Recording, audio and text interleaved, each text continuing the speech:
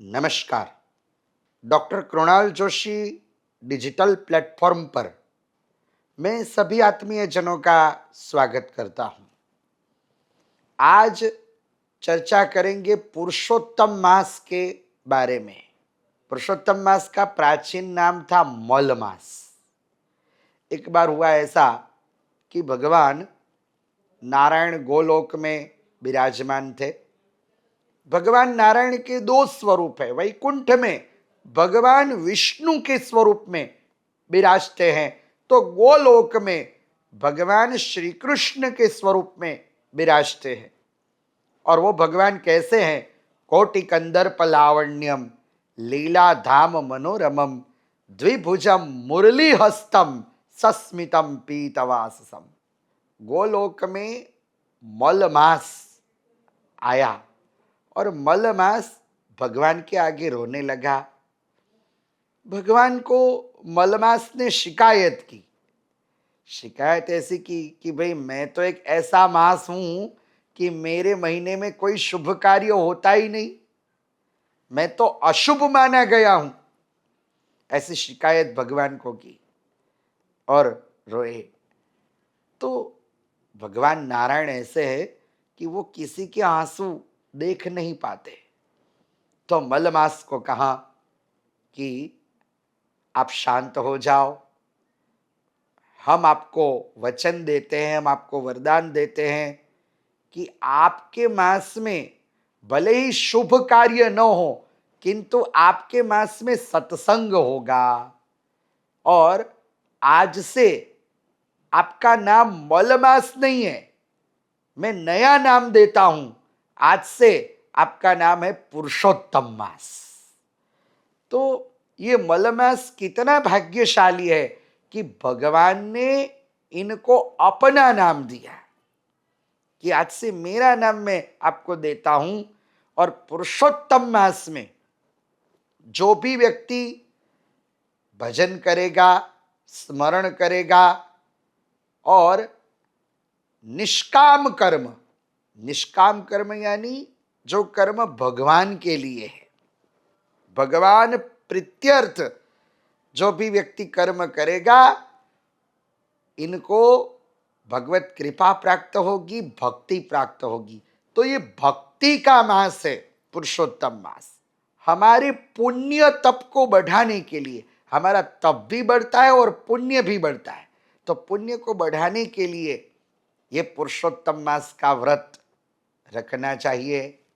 पुरुषोत्तम मास का व्रत हम किस तरह करें?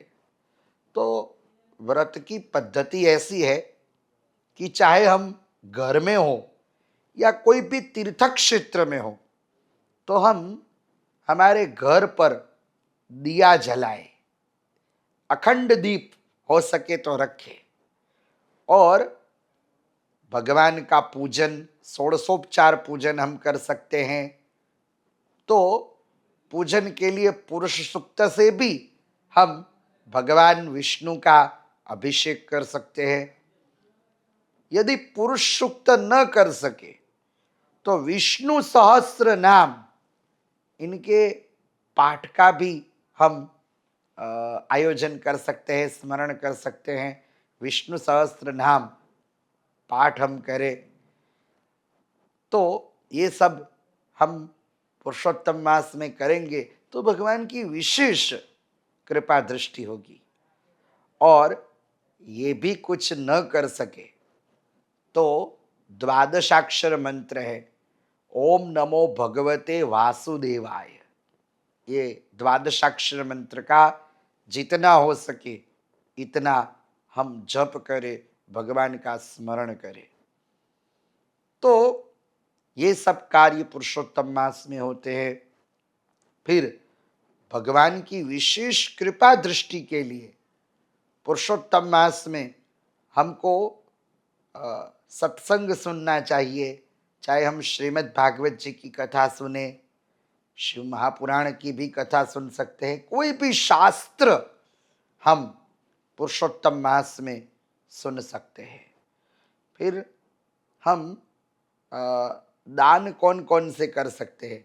सविशेष पुरुषोत्तम मास में पूप सहस्त्रम यानी मालपुड़े का दान विशेष किया जाता है। मालपुड़े का दान करने से भगवान विष्णु की कृपा दृष्टि होती है और हम हमारे अध्यात्म क्षेत्र में आगे बढ़ सकते हैं। एक बात फिर से समझ लो कि ये पुरुषोत्तम मास ही ऐसा मास है जिनमें सकाम कर्म नहीं होते, निष्काम कर्म होते। हमारी आध्यात्मिक उन्नति के लिए ये मास, पुरुषोत्तम मास हम कर सकते हैं। तो doctor Krunal Joshi YouTube, Insta, Facebook से आप सब जुड़े और औरों को भी आप सब जोड़े ताकि आध्यात्मिक चिंतन का, दर्शन का लाभ मिल सके। इन्हीं शब्दों के साथ आप सभी आत्मीय जनों को प्रणाम, नमस्कार।